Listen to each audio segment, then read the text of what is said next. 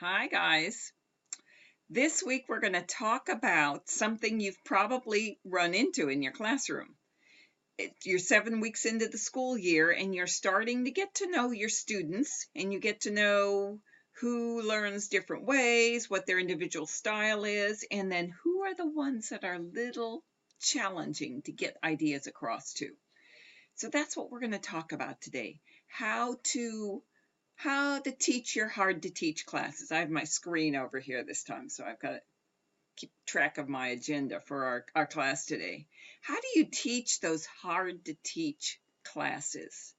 You might only have a couple students in the class, and then you diversify. Teachers just do that without thinking about it. You notice what they're struggling with or excelling at, and then you backfill for them, or you give them extra independent work that they can do on their own that will still motivate them to learn. So you work both ends of that when you're working with individual students, but sometimes you have a whole class that's just a challenge. I had an 8th grade class like that, and they just thought that woman could not know more about technology than we do. So they gave me a heck of a time, but I worked my way through it. By the end of the year, I think we were all friends. Okay, so your admin, you rightly will go and talk to your principal about it to let them know about this class that you're working with, and they will have some good suggestions for you. I've listed some. They'll give you big goals for the class rather than specifics of finishing this trifold or do this graphic organizer. They'll give a bigger goal, like the big ideas that are in the lesson plans that you have for the curriculum. Big idea, learn to communicate visually. So give them a bigger idea and then get their input on how to accomplish that. What are they thinking would accomplish that? Your job as the teacher is to weave that so that it accomplishes the classroom teacher's goals, the school's goals, your goals. But take their suggestions. Big ideas, general guidelines. Don't be so specific. Some kids need specifics, this, that, a checklist. Some kids forget it. They just want general guidelines. Just tell me the big picture. Tell me what the fence looks like, and I'll build the house in the middle. Okay? All right. Deadlines. When is this due? You have 6 weeks to do this, and these are the big idea, and this is the essential question I want you to answer and accomplish it. Go forth. And you just kind of be there as observer, as coach, as helper. Those are good ideas.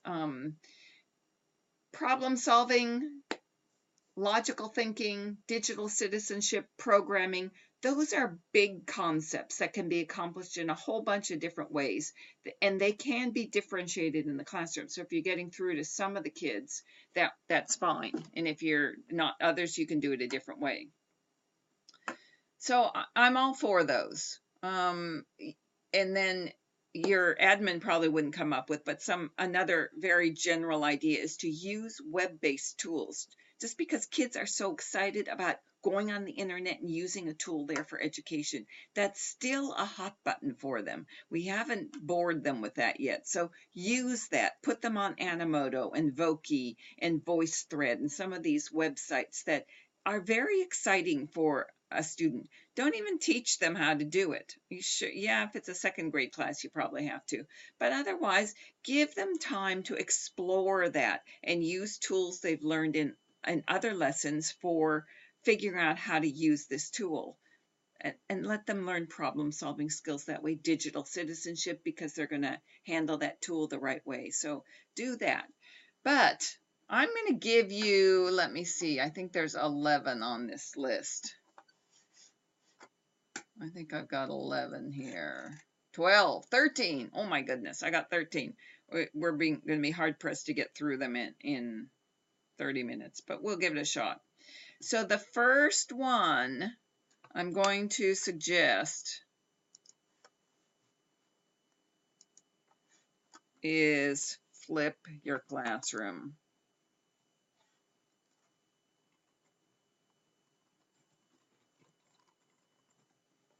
Hard to teach classes.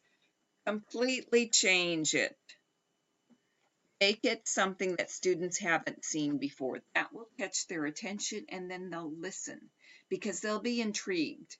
When you start telling them we're going to do homework in class, that they're going to love that. That will get their attention. You'll have them listening. Then you'll assign them what normally you'd address during class time. They have to do that before so that they're prepared for the class time. So flip your classroom like that and put them in charge of what's accomplished. Very, very popular, and it works very well once you get used to it and the students get used to it and they realize they really do have to do that homework to prepare for the class. Otherwise, they sit in class and you will see that they don't know what they're doing. So it becomes very obvious. So flip the classroom. Number 2 is use back channel devices. These are Twitter, Today's Meet, Socrative. What's a back channel device?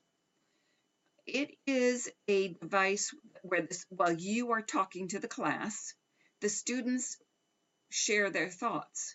Now you'll have to remind them of the agreed upon rules for speaking and listening, that they stay on topic, that they are polite and respectful. So go through those speaking and listening agreed upon rules with them before starting this out, because you don't want goofy stuff. It's going to show right on your whiteboard exactly what's going on with the back channel, what the students are saying, what their comments are. The plus is that they will have an opportunity right there to say, I don't get it. I don't see how that works. And for you to address it when you see too many people saying that. It'll be anonymous, so we don't have to know who it is. You can give them numbers. You can assign it depending upon the device you're using, you can assign it.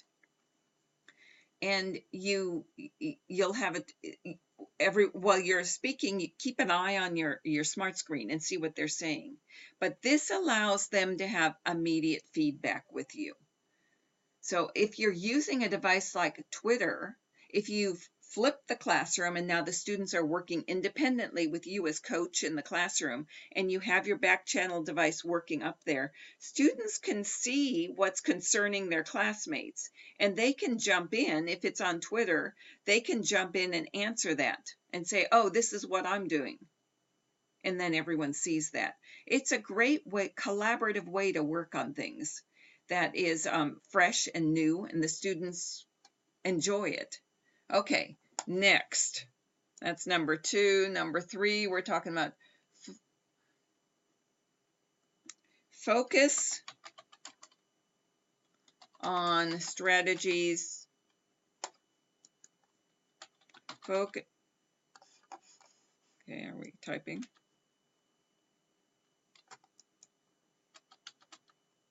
I know what I'm doing wrong. Focus on strategies used in other classes. Now, here's something I want to point out. When you make mistakes, don't worry about it. Just fix them. Like I spelled used wrong. So show the students. They'll giggle, and that's just goofy, but they will. And right-click on it and find the right spelling. Show them how you fixed it. You just went along, you just fixed it, and you moved on. You didn't make a big deal out of it. You want them to see that. Don't ever be afraid of mistakes you're making, by the way. It's not the purpose of this video, but don't ever be afraid of mistakes. Show them how you solve them. You know how good you are. You know your competence.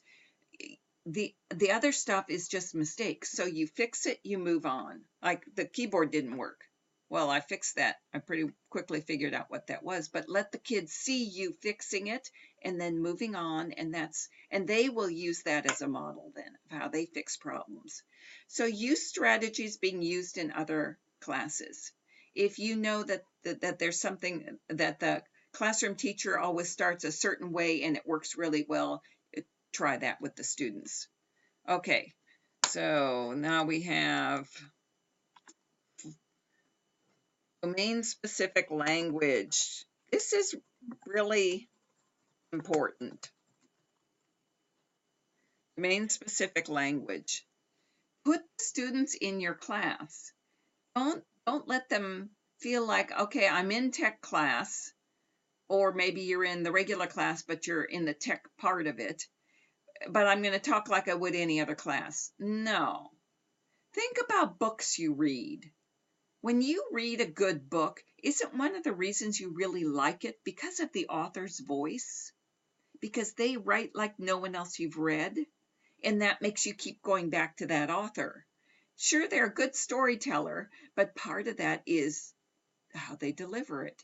So you want students to be very proud of the language they pick up that has to do with technology. So you use it, show them in context how these words are used, and expect them to use it. Don't let them say, the screen. Well, that's not a screen. That's the monitor. Yeah. The toolbar at the bottom. That's not a toolbar. That's a taskbar. Get them using the right language. They will maybe be annoyed at first, and then they will be proud of themselves. That will get them into the class because they're speaking the language. Okay, so 5 is use tech tools. Use any tech tools you can.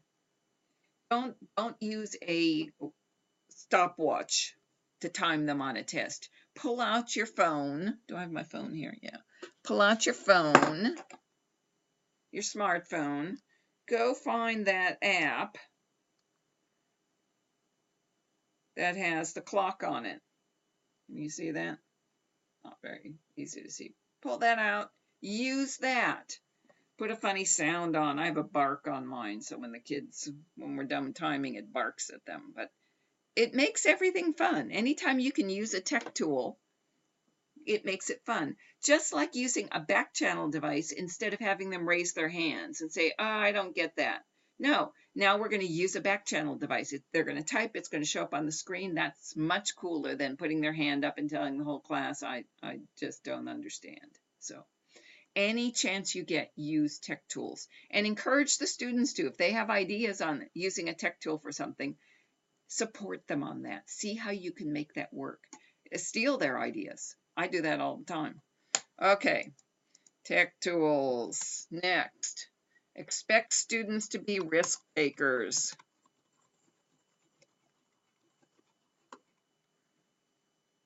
Expect them to be risk takers. Don't be their mother. Don't jump in every time they have a problem and solve it for them. They will be thrilled to let you, but you will not be there when they're in the classroom or the library or sitting out in the parking lot waiting for their parents to arrive, or at grandma's house trying to do their homework while they are before their family dinner. You will not be there. So they have to learn strategies for problem solving. Encourage them to be risk takers. They probably won't break the computer. I don't have that happen very often. I have had it a couple times, but I've been teaching for 15 years. So a couple times in 15 years is not a big deal. And often it's just a mistake. It's something anyone could have done, I could have done. So don't let them be risk takers, knowing that mostly what they do is going to work out fine. And if they have a problem, that's part of what you're teaching them, is how to solve problems. Okay, so we're always encouraging risk-taking. All right. If a student doesn't like one of the tools you suggest, let them pick their own. Let them decide a better one that works. They might know. It'll probably rhyme these days. It's going to rhyme with Minecraft, but that's all right if they can show you that Minecraft lets them review the story they read. Maybe they develop a whole movie of Minecraft people playing out the story. Who knows? They can be very creative when they're motivated. So let them come up with alternatives. If they don't like what you're doing, it's kind of boring them. Let them come up with their own alternative to how to do it. Make them sell you on it, though. Don't just say, okay, that's fine, go ahead, try it. No, make them sell you on it. This is what we wanted to accomplish in this lesson. So show me how your tool accomplishes those things. Show me how it's going to teach you the same things that you would have learned with my tool, and then let them. You'll be their hero. Okay, next.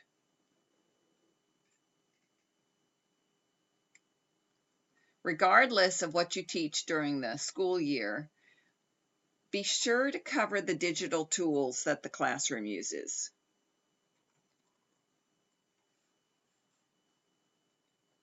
Oops. See if it recovers. Oh, it came back good. School digital tools. Make sure you cover those. The first time you come to it in the school year, take time in the class to go through and show them exactly how to do that. Even if you think that they know it, even if they think they know it, cover it. Because very often kids are disruptive because they don't understand the tool they're supposed to use, and they don't want to let people know it, so instead they just disrupt the class so no one can do it. You all know that. So show them the digital tools being used in the classroom. It might be the class internet start page, might be the online grading, might be the class wiki, might be the blogs that students are using and you're expecting them to use. It might be those back channel devices, Socrative, Today's Meet, Twitter. It might be how to set up an account for them. Maybe they know how to use Twitter, but they've never set up an account for themselves with their parent permission. So show them how to do those things so that that fear is gone. If you can, do it as a video so they've got it there for future, then they're independent. Then they can watch it and pause it and rewatch it. But make sure they understand those digital tools. Okay, what's number 9? Differentiate instruction for students.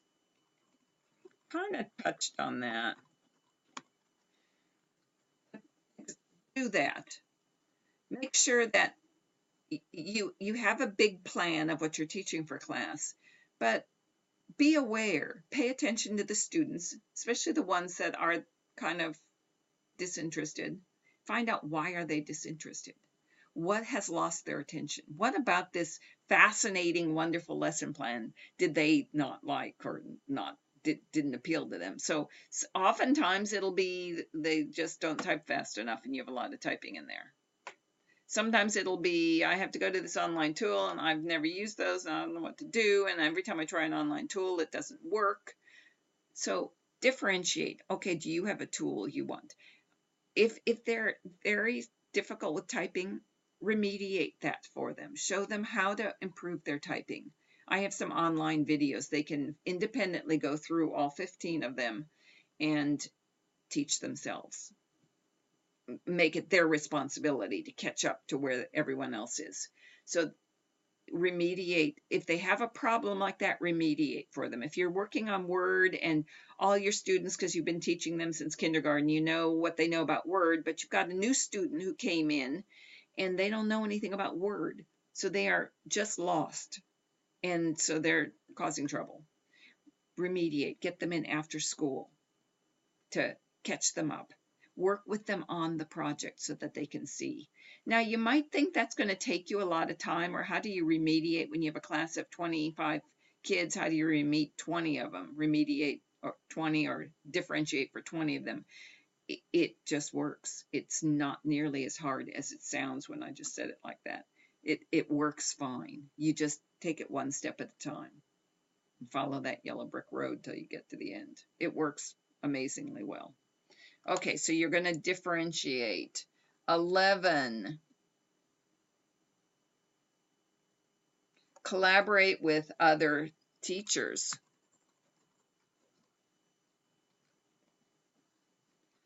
This works really well. Sometimes you have a project that you've geared it for tech skills, things that they need to know for tech, and maybe they're aligned with Common Core, or publishing and sharing, or collaborating, or keyboarding. So you know their skills that they need for the big picture in the school, but it's a tech project and it just doesn't, it's a good project, but it just isn't getting the attention you thought it would.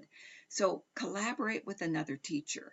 Find out what they're working on. Get them to agree to assess that project from the tech class as you teach it. And then let the kids know this is going to be assessed in your 5th grade classroom as well as in tech. So have that teacher come in and co-teach it with you. Collaborate. That will make it work a lot better. Okay, so next we have treat students as authors and doers rather than just passive consumers. Make them active in the class. Any chance you get, let them get involved in what's going on. They're not, oh, look at that. Let's fix my doers word because that'll annoy me. See, it didn't come up, but I think I can do that. Put an R in there. Okay. So they make them active, make them part of the class, participate, not passive. Make this their class, give them ownership in what's going on. So they oftentimes they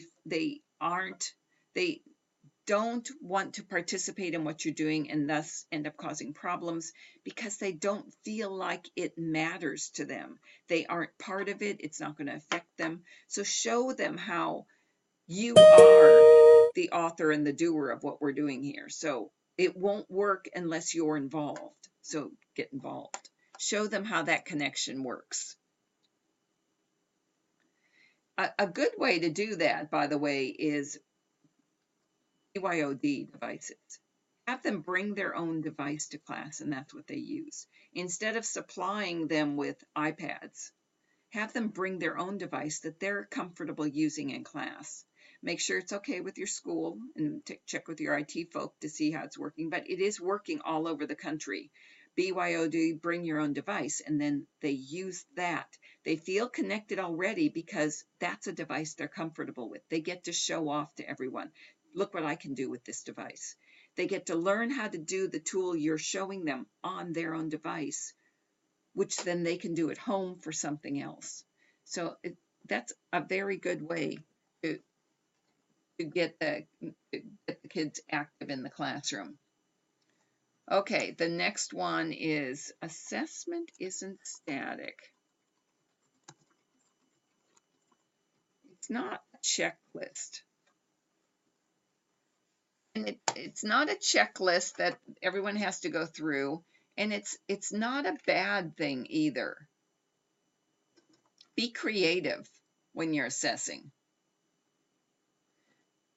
You assess for a couple reasons. You want students to understand the lesson, and you want to see if what was taught can be transferred to life. The last reason is to help students prepare for college and career. Big picture things. But assessment isn't about giving a grade and, whoa, I got an A, I'm okay. It's not about that at all. It's about what did they learn and how can they use it. So don't have it a static checklist. Do you know these 10 skills? Have it anecdotally observing them in the classroom, doing their work, solving their own tech problems, getting the project done, not necessarily that it was done perfectly, but that they actually worked from A to Z and got the whole thing done. Change your assessment up and make assessment a positive thing.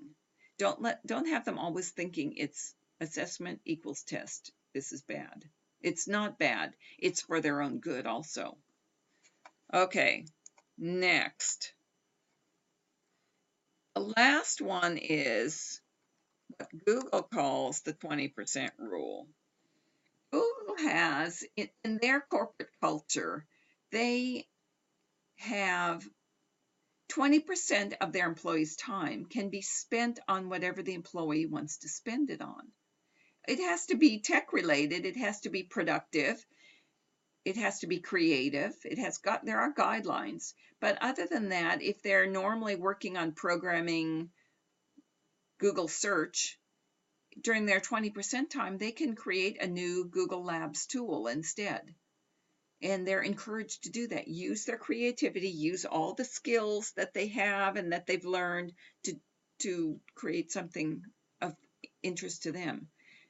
Consider doing that with your students. It's been tried all over the country, again, and it's very successful. It takes some managing, especially your first time, to see how the kids follow it. But because you're going to have to make sure they pick something that applies to the topic. So if you're teaching history, then they'll have to do a 20% of their time that somehow applies to history. Maybe they're military history buffs, so they want to spend that time developing a timeline of events for World War I, and that could work in your class. Let them come up with something that works for them, and let them spend 20% of their time on that. Now, obviously, that's going to be tied to whether they pay attention and follow the guidelines for the other 80% of the time. If they don't, they won't have 20% of time left over. So you can make those connections for them so that they can see that this is what I'm signing on for. If I agree to the 20% game, then I'm going to get everything else done in 80% of the time, which you as the teacher will make that doable, but the student has to do it. Okay, so those are, I think that's all yep, those are my 13. So that's a lot of strategies for working with hard to handle class. I'd love to hear from you guys what you do when you have a class that it's just not working. The kids aren't interested, that they aren't paying attention, they're goofing off, they're disrupting the kids that want to participate. What do you do? I'd just love to hear that. Okay, so until next week, and what do we have up for next week? How to create an online start page. That was a personal request from a bunch of people, so that's going to be a good one. All right, guys. Been nice meeting with you. This is a little insight into what you can do with your students when you run out of ideas, but you will find it very fun. You actually might start incorporating some of these ideas in as regular parts of your teaching. All right, I'll talk to you later.